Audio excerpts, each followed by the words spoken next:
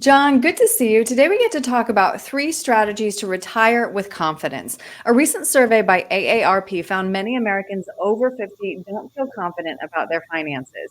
It used to be we could rely on a pension, but now it is our job to save, invest, and then pay ourselves in retirement, but not so much that we risk running out of money. So that's my tip number one here is break out the buckets. Utilize the bucket strategy. Can you explain that, please?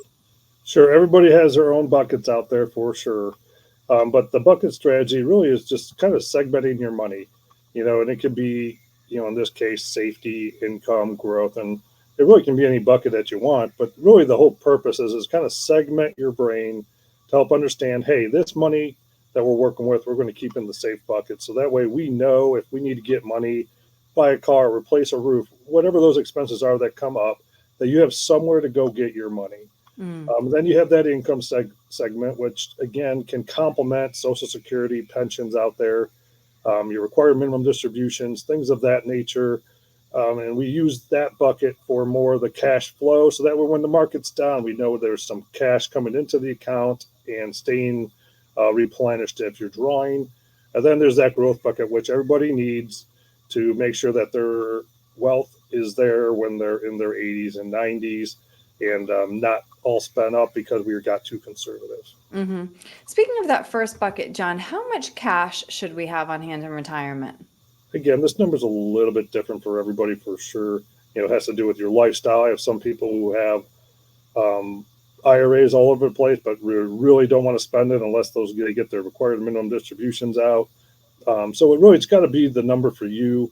But I like to see a sizable amount anyway. So that way you have somewhere to go if you need to get some cash. So that way, if the market's down, we're not having to sell things that maybe if we just wait a couple of years, they would come back. So hmm you just want to make sure that it's liquid and available to you. All right, tip number two, consider semi retirement. According to the Bureau of Labor Statistics, the number of people 75 plus who are still working is expected to grow by 96% by 2030. So please talk through the financial and even emotional benefits of a hybrid retirement. There's a lot of different ways we can go Yeah. on this one, and I love it. I can tell you, most of our clients when they retire are either watching their grandchildren, driving them around all over the place. They maybe are volunteering, and then there's some that choose to get a job and supplement their retirement. A lot of my clients do not like to take money out of their savings into retirement. They see that as a safety bucket. Sometimes they think of it as a legacy more than they do for themselves.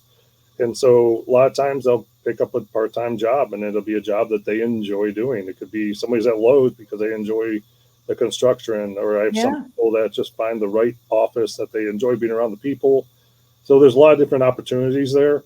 And I think it's really great as far as the psychological and the mental health. So you're not sitting at home, not sure what to do. It's nice to have somewhere to go and have a purpose. And I think that's really where that fits in. Right. Well said.